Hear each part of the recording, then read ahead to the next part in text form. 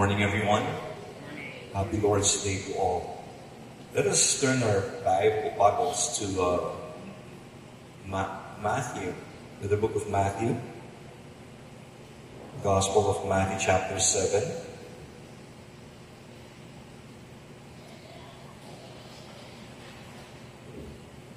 Verse 21 to 23. Matthew 7, 21 to 23. Matthew 7, 21 to 23. Let me read through ESV. Matthew 7, 21 to 23. Not everyone who says to me, Lord, Lord, will enter the kingdom of heaven, but the one who does the will of my Father who is in heaven.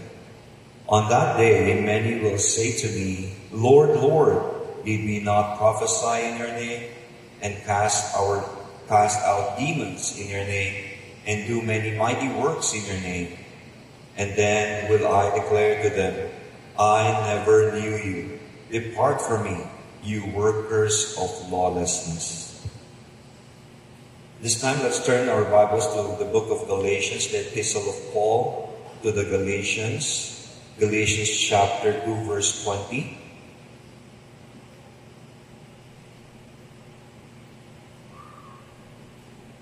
Galatians chapter 2, verse 20. Galatians chapter 2, verse 20. I have been crucified with Christ. It is no longer I who live, but Christ who lives in me. And the life I now live in the flesh, I live by faith in the Son of God, who loved me and gave himself for me. May the Lord be blessed by the reading of his word. Dear brothers and sisters, it is not foreign to us or a secret to us what's happening in our society today. About a few days ago, we heard of a Christian apologist, a debater who was assassinated in the U.S. I would not debate about whether he is a good person or not, but one thing I have to say to you is that what he did transformed a lot of people, and I am not in agreement in many of his beliefs or perhaps political insinuations, but what happened to him is a great loss to the community. That is Charlie Kirk. Now, looking a bit inside where we live, we also witnessed people who call themselves Christians, and their work is a politician. The sad thing here is that many of our politicians who confess Christianity are now being questioned due to corruption.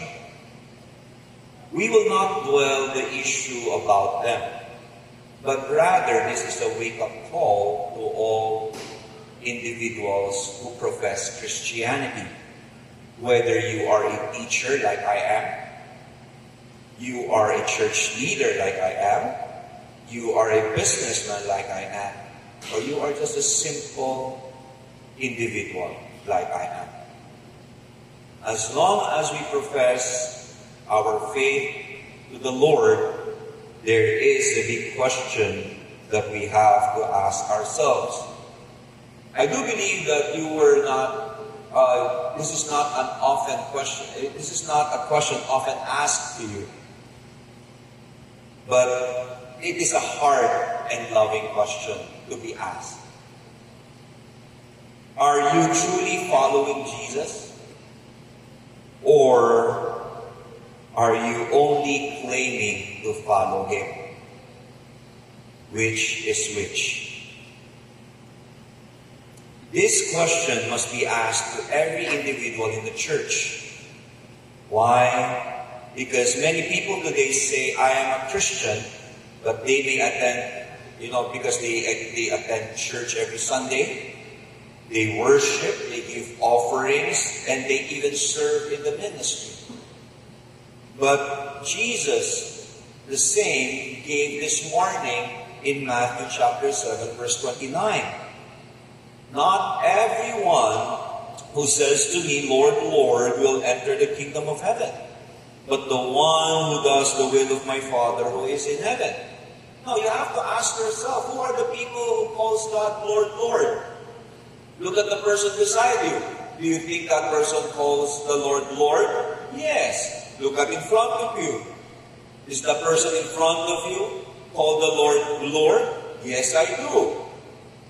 Many of us who comes to church call our Lord, Lord. But the question here is this: when we face the Lord, when we face God, will Jesus say to us what He warned us against in Matthew chapter 7, verse 21?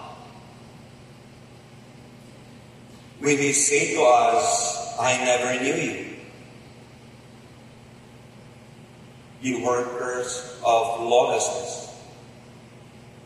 Will we dare carry that burden? My friends, that is a sobering truth. Not everyone who professes faith actually possesses faith. Today, let us look together at what it really means to live as a genuine follower of Christ. A reminder, I do believe that many of us understand this already, but it requires us to be reminded of our calling once again. There are so many things that's happening around us that actually discourages us to the point of we become angry, to the point that we want to just leave this place and go somewhere else. But wherever you go, you will face the same dilemma. As long as there are people, there are sins. And we just have to face the mirror and talk to ourselves, am I the cause of the downfall of man? Am I the stumbling block? My friends, the first thing that I want to share with you is that genuine believer doesn't just speak. Genuine believer doesn't just talk. It must be shown in their lives. It must be presented in their lives. That's why Jesus warns that there will be people who will call Him Lord, Lord, but their lives reveal otherwise. They may say the right words, but their actions show no obedience to the word of the Lord. Some may even serve actively in the church, but Jesus still would say to them, I never knew you. My friends, many of the Christians today knows the will of God through His commandments. But because they are not willing to deny themselves, they continue on pressing forward to push what they want. As a pastor, there are a lot of young people who came to see me. And when they came to see me, they were not actually asking whether it is right or wrong. When they came to see me and telling me their problems, they were actually asking if I would give them the blessing or not. They know it's wrong, but they want a comforting words from the pastor that would agree with them so that it would give them license to do what they want. A very simple instruction is marrying an unbeliever. And they would come to me and ask me, Pastor, what should I do? I said, what do you know? According to Scripture, thou shalt not deal with unbelievers. And I said, now you know why are you coming and see me and asking me this question? But Pastor, because there is some consideration, I want to lay it out. I said, what is that? I'm so much in love. As simple as that. I'm quoting this because this happened a lot to the teenagers today who belong to a Christian community. That's the struggle they have when they are surrounded or their classmates are non-believers and they started to have this infatuation and they come to church. They wanted to justify their feelings. They know what is right, but they feel so hard to obey. Perhaps we are not in that stage. Praise the Lord, we surpassed that. But again, our children, nephews and nieces perhaps, will face the same dilemma, or even our grandkids. And this type of dilemma will not be away from us for a long time. It will always be in front of us every time. I'm working as a teacher part-time. My students, not all of them are Christians, but they are doctrinated to believe in the Word of God.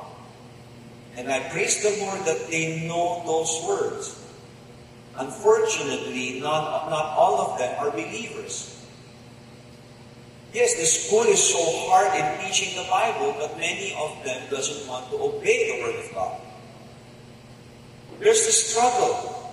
Even though day in and day out, more than 8 hours, they are in a Christian community, they still struggle. And so, my friends, how about you and I, who are outside of that four corners of controlled environment in a Christian community?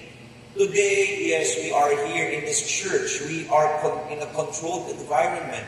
We keep watch on what we do. We keep watch on what we say. We are careful how to address one another. But outside of the four corners of this church, we deal with people who are non-believers. How do we act?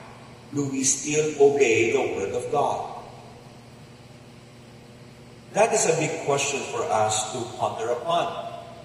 Now, think of a person wearing a company uniform. Most of us here are businessmen. If we have a person who's wearing a company uniform, but you do not know that person, but he's wearing your company's uniform, does that make him an employee of yours? No. Wearing a uniform does not make that person an employee. In the same way, simply calling oneself a Christian doesn't make one a true Christian. You know, in Green Hills has been known to be the place of a lot of fake luxury garments and bags. They look real on the outside, but they cannot stand the test of quality if you test them. In the same way, some people look like Christians on the outside, but they are not genuine inside. It is always easy to say, I'm a Christian. It's always easy to say that. But how do we live our life? Brothers and sisters, genuine faith is seen not only in attending worship services or joining church activities, but in how we live our life at home, in the workplace, in our private time. Do we show honesty in our business? Do we treat our spouse and children with love? Do we care for our neighbors? Do we show care for one another? In just menial tasks for us to show love, may we show genuine love as a proof of our genuine faith. Second, a genuine believer repents and follows Jesus daily. Just recently, a senator said he admitted of buying voters. And he said, what's important is you repent after that. The brother of that politician answered back and says, I do not believe in that. That is wrong. And I would agree. What is repentance, my friends? What is repentance? Sometimes you use this word so lightly, but it actually carries a great burden. Repentance means to turn your back against. Turn your back against sin. It's a change of life. It's a change. You don't just say, I admit I was wrong, but I will do it again. It's not like that. Luke 9:23 and Galatians 2:20, as we have read a while ago. True faith always includes repentance. A turning away from sin, not just once, but continually. Jesus said, if anyone who would come after me, let him deny himself and take up his cross daily and follow me. What do you mean by denying himself? If you look at the mirror and look at yourself and you want to be honest to yourself, the only thing that would come out from yourself is selfishness. I would admit that. But it is only by the grace of God that will lead you and I to carry that burden, that cross, to deny ourselves. That's the cross we carry, to deny ourselves. Because if we continue to not deny ourselves, we will give in to our capriciousness and to give in to our sinful desires, because this is what I want. And that is what Paul was actually pertaining to when he said in the last days, his message to Timothy, people in the end, in the last days, people will be lovers of themselves. The I, me, myself generation. And we are today living in that generation. There are a lot of self-made people. And we Christians, we are not self-made. We are Holy Spirit-made people. Amen? We are being sanctified by the Lord. We are, we are like dirty gold and, placing on a hot furnace to attune to God's will for us to become fine gold. And that is what Christians are. We need to turn back, turn away from sinful desires, turn away from our own desires. We have to deny ourselves and follow Jesus. It's not an easy feat. One time, there was a student who asked me, Pastor, is it easy to become a pastor? I said, to become a pastor is not easy. Equally hard to become a Christian. See what I mean? The pastor is not easy. To be a Christian is also not easy. Because if a pastor needs to carry his cross and deny himself, a simple Christian must also carry his cross and deny himself. What set us apart? What set us apart is we pastors, we care for the flock. We equip the flock. But the demand of the Scripture to one believer, to another believer, is just the same. Repent. Turn your back against sin. Deny yourself and carry your cross. What set us apart? Nothing. We're all the same.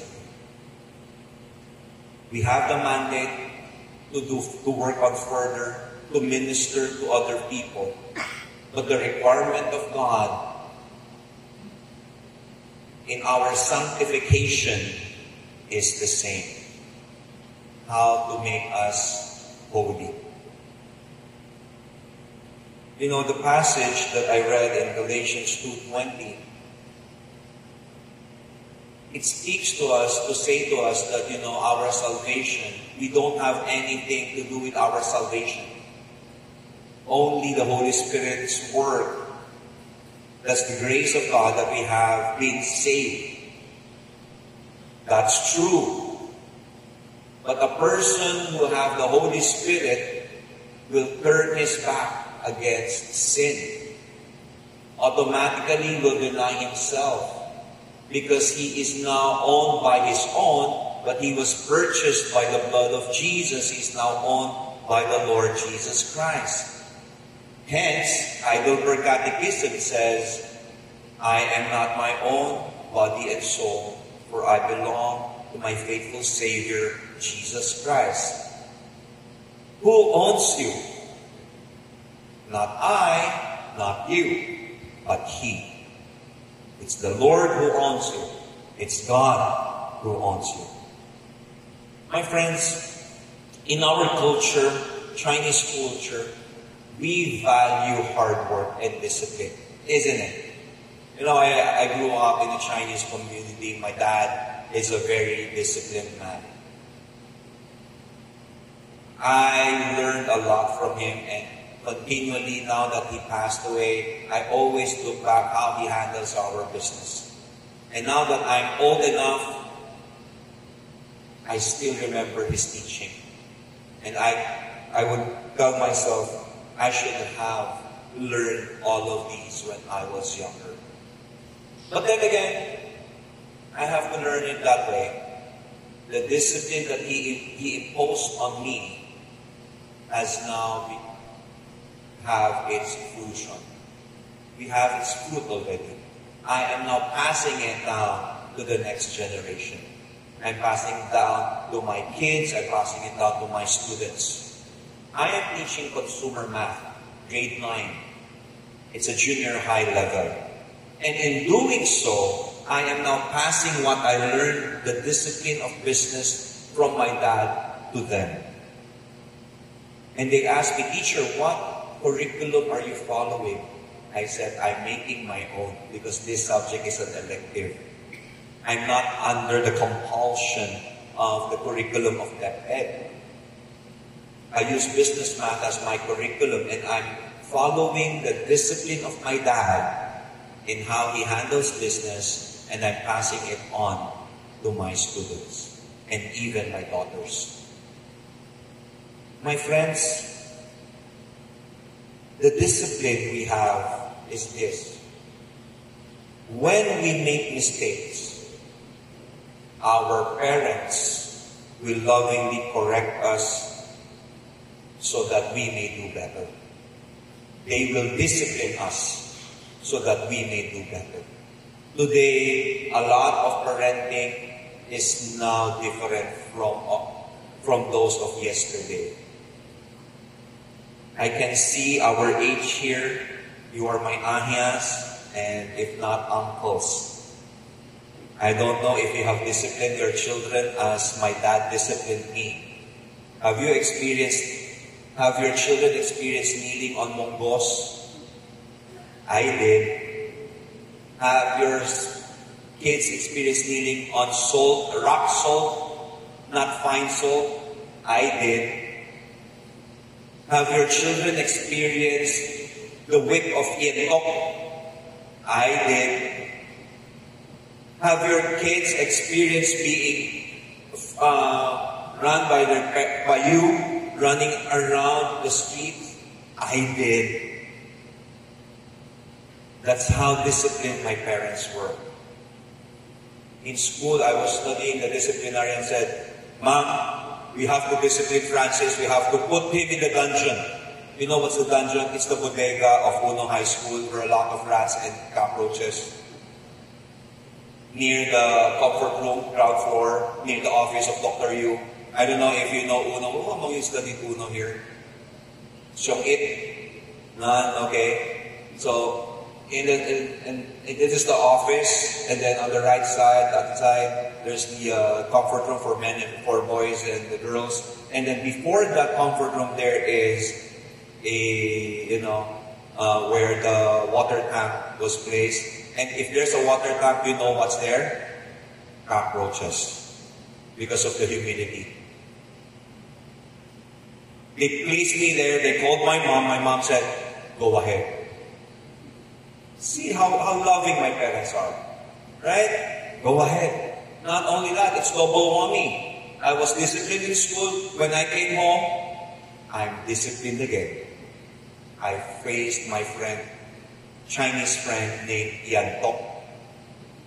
You know what's Yantok, right? It's a word for whip. Okay? A stick, right? And not only that, they will not lose any Yantok.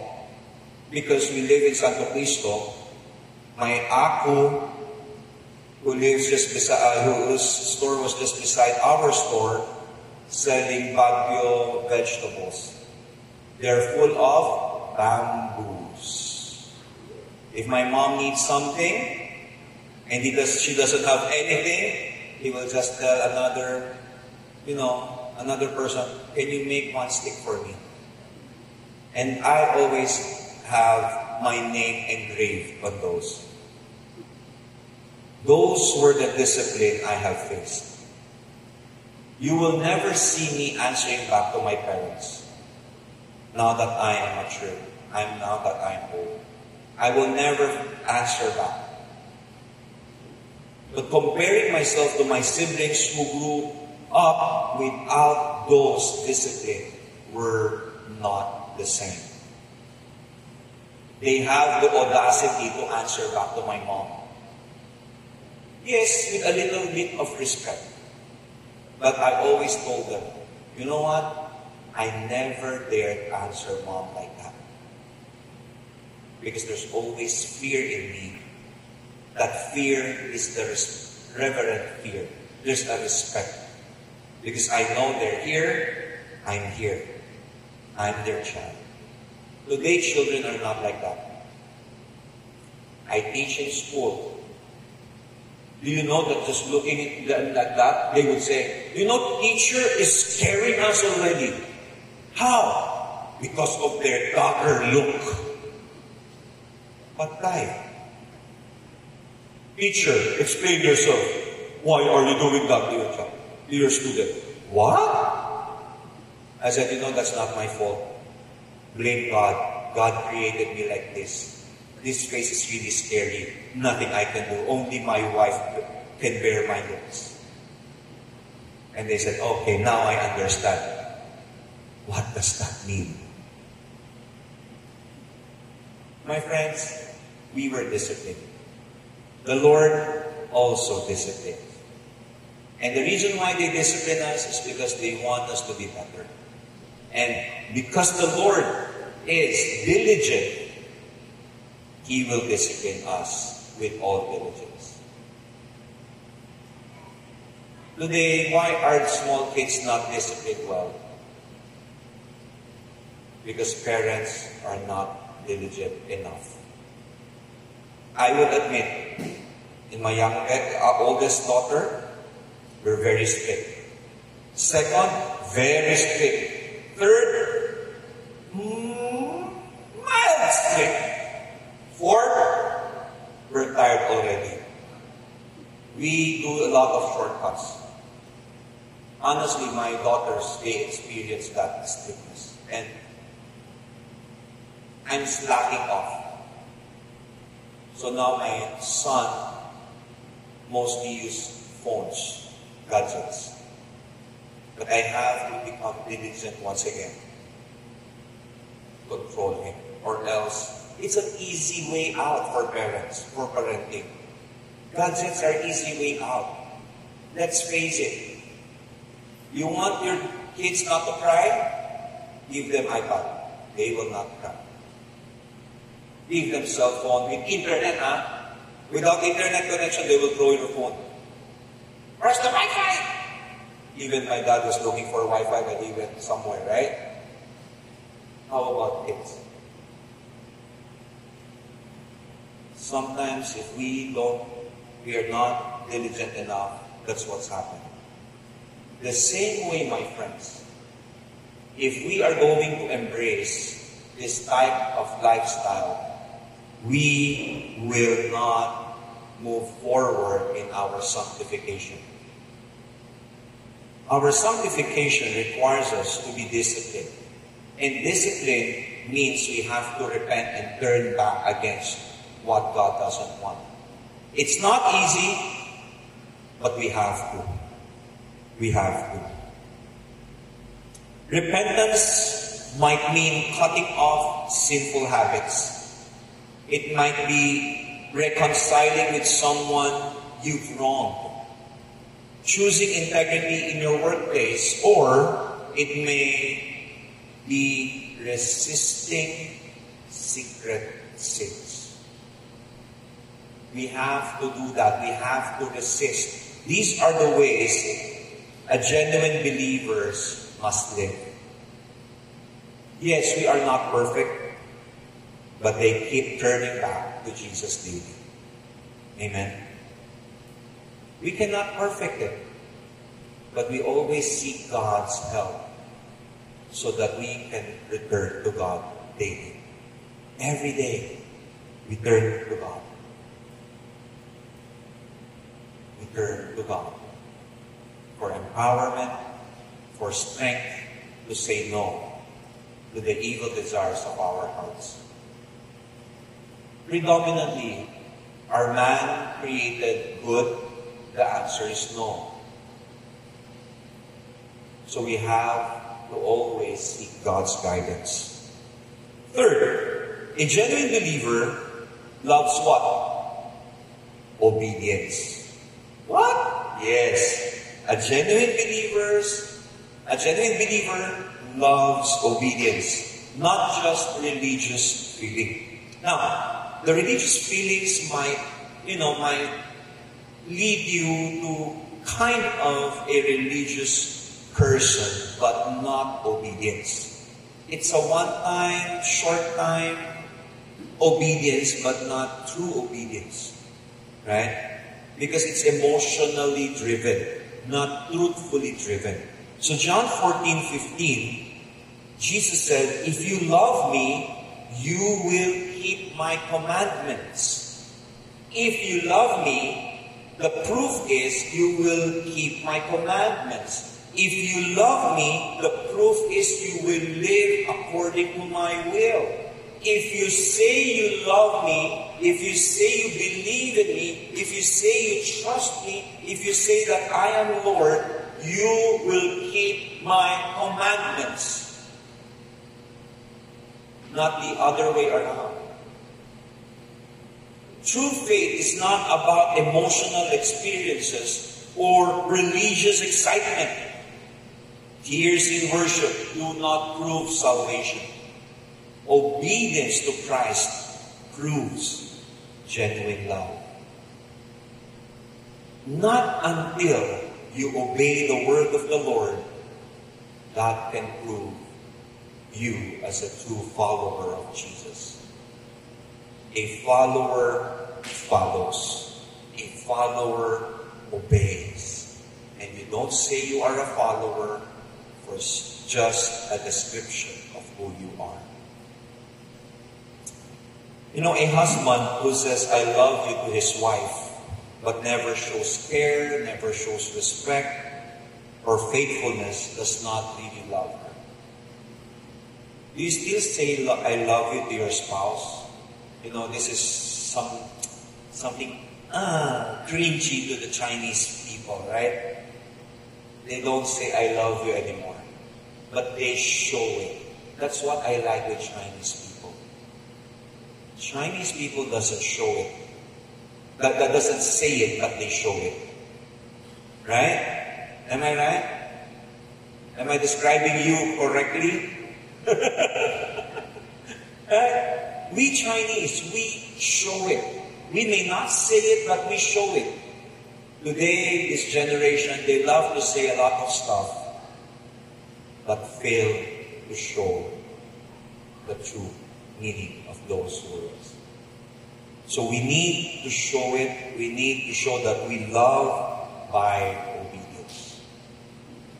And that is why we love our children, especially whenever they obey.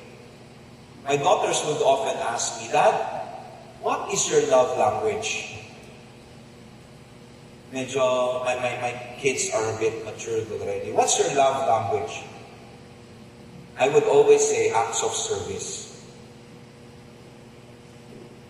They would say, why acts of service? Because if I say something and you don't obey me, I'm not happy. But if I say something and you immediately obey, I'm happy. Clean your room. Later. Wash the plates. Panelo. Sweep the floor. But not moving. I will start to be angry. Kyo, honey niya, serious, immediately they will stand up, and I feel so good. And that I told them, that makes me happy. So if you ask me, I'll treat you jollibly if you do that. And my youngest son, my son, he's so funny. He'll say, okay, Dad, I'll keep it. After keeping that, are we going to go to Jollibee? I said, no. I did not say, if you do that, we will go to Jollibee. But why did you say that to Ate? Because you're following me, your Ate doesn't. I have to bribe them. We're just joking around. But then I treated him. And the next time I ask him to do something again, he will immediately follow. There are some rewards that we do to my kids.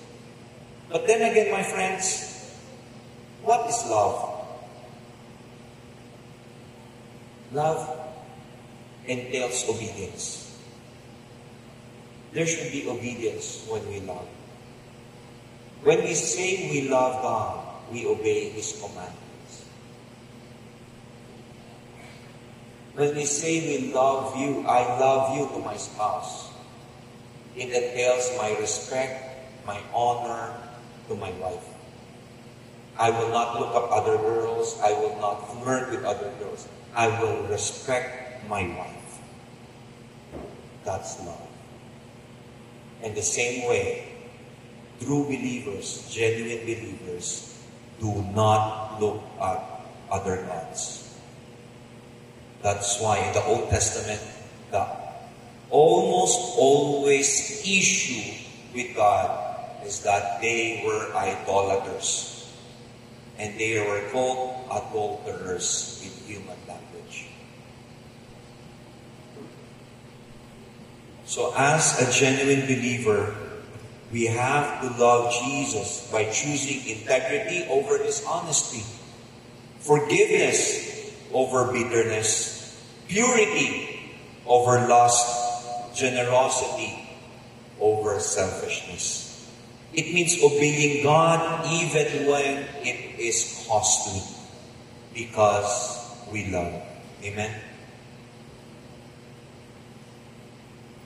Lastly, a genuine believer lives with eternity in mind. 2 Corinthians 5:10. Paul reminds us that everyone will one day stand before Christ. That reality should shape how we live. Life is not short. Life is short. Life is short. Eternity is forever. Just compare. Life is short. Eternity is forever. Pleasing God is far more important than pleasing people. Many of us carefully plan for our future, isn't it? We buy insurance, we go to the gym, we work out so that we will take care of our bodies, we will take care of our kids, we will work hard, earn hard so that our future, we can have succession planning in this earthly life. We prepare for the future. My friends, this is the question. Are we preparing for eternity? But Pastor, our future is practical. This is what I often hear. But this is more practical. I said, which one? The short-lived life or the eternity, the life eternal? And that is a challenge that we know logical, but we often fail to choose the right logic, especially our young kids. That's my struggle with my kids as well. They would choose immediate gratification than eternity because they think they still have time to work out for their salvation, quote and unquote. But the truth, my friends, we have to focus, we have to create a culture at home, a culture that focuses on eternity. It starts with the culture at home. When we begin with a culture of focusing on what is it like to live with God at home, we follow it through, it becomes a culture, we will live like that with our kids, embracing that same culture. We will not focus on what is temporary, but what is eternal. Where do we begin? At home. Who should start? You. How? Begin to ingrain to your kids, to your family members, that we have to focus on eternity. How? Read our Bibles. Pray together. Come to the Lord together. Enforce prayer at home. Enforce asking for forgiveness. And talk about God at home. Talk about Jesus at home. You start with that, as simple as that. Talk about what's happening in the society and interject what does the Bible say about it. Start with that, and I'm telling you, they will begin to open their minds and realize, if my father and my mother, they are giving value for the future, for eternity, we need to also value that. Amen? So let us not waste our years chasing only wealth, only achievements, or recognition. We have to chase what is eternity. Because one day, we will meet the Lord face to face. One day, we will be with God. You know what's the truth here? The Chinese community are now dwindling down in its core values. We are fastly become westernized. You know why Chinese people are one of the best in the world? It's because the culture that we have in succession planning is actually solid. How my father took care of us, how my father, placed everything. While he was still alive, he's thinking about the grandchildren already. You are thinking the same, isn't it?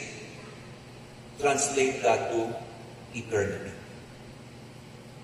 Translate that to eternal factors in your life. Then you will see. Today, many families are now westernized. Kantampo kai. Kantampo kai. No longer investing. No more hardships. It's so difficult. I don't want. Everything must be instant. You know what's the best noodles? Cooked, long, and tasty. But people choose cup noodles. Why? Because instantly, if they want to eat, it's there. But if you want good and genuine noodles, you have to soak the noodles, stir-fry the meat, correct?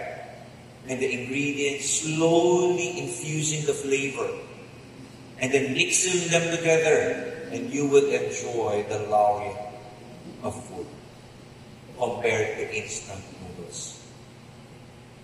But look at how the community we are living in today. Just look at them. They're embracing the culture of Koreans. Ramyun. Instant ramyun. Instant. That's the problem we have today. So my friends, if we want to live a genuine faith in the Lord, we have to put eternity in mind. We have to place eternity in mind. So, what does a genuine follower of Jesus look like? 4 things. They don't just say they follow Him, they live for it. They repent and follow the Lord daily. They prove their love through obedience. And they live with eternity in view. The right question is not simply, do you go to church? No. It should be, does your life show that you belong to Jesus?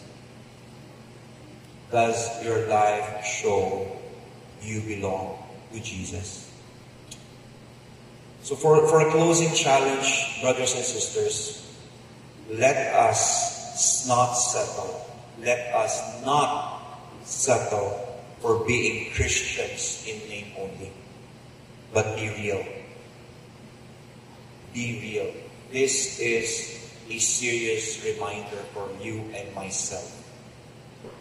Because our generation is degenerate already. Always remember, Jesus gave His life for you, His comfort for you, His rights for you, and even His very blood. And in return, He simply calls you to live fully for Him. Nothing else. Let me pray for us.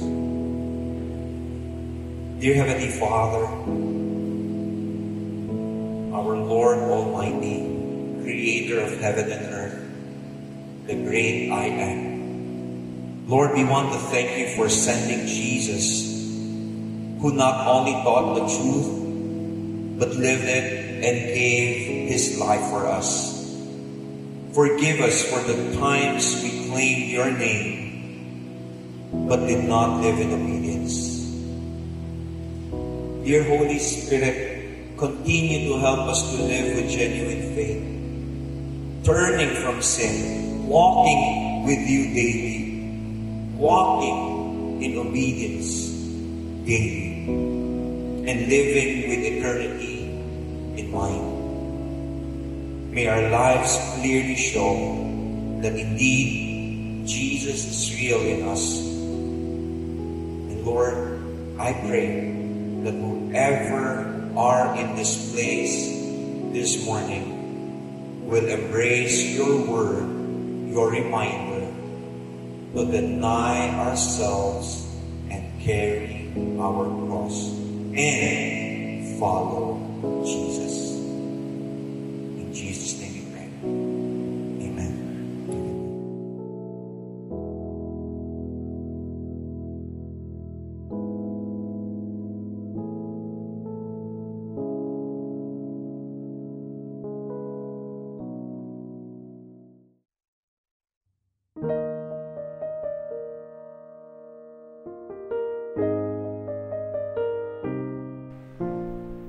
Let's sing this song and let's declare that Christ is our hope. In Christ alone, my hope is found. He is my light, my strength, my song. This cornerstone, this solid ground, firm through the fiercest drought and storm. What heights of love, what depths of peace, when fears are stilled, when striving cease. my comforter, my all in all. Here in the love of Christ I stand.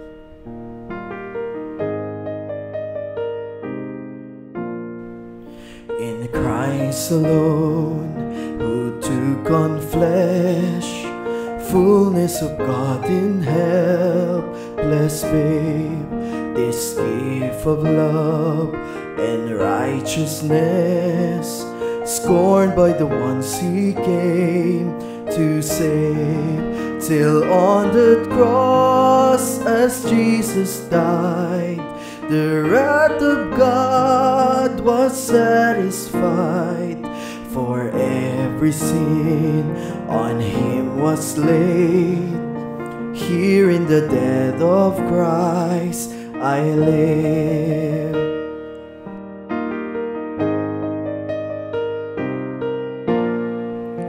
There in the ground his body lay, light of the world by darkest slain, then bursting forth in glorious day, up from the grave he rose again. And as he stands in victory, sin's curse has lost its grip on me. For I am his and he is mine, bought with the precious blood of Christ.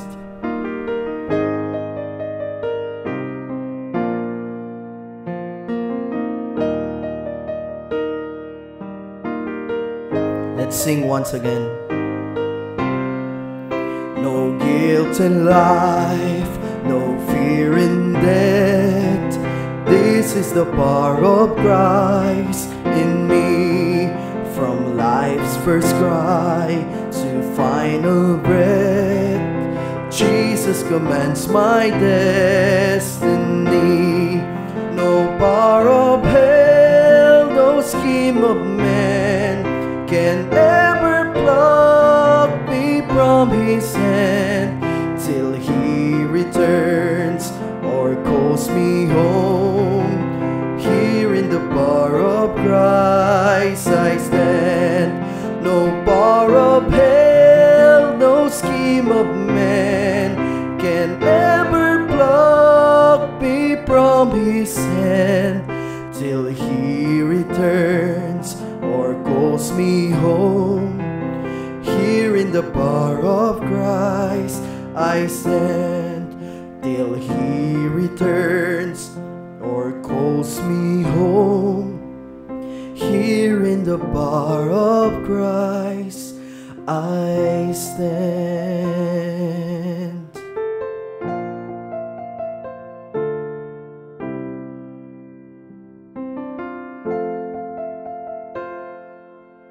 We praise you, Lord God. We honor you. In Christ's name we pray. Amen and amen.